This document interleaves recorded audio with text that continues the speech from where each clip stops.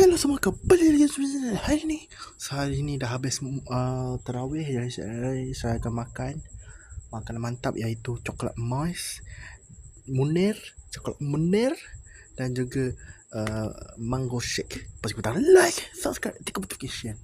Tak ni. Wow, macam Dairy Queen. Mantap kan?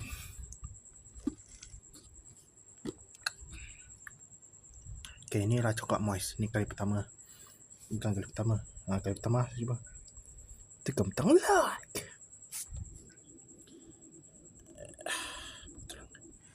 Yo. Yo. Bismillah.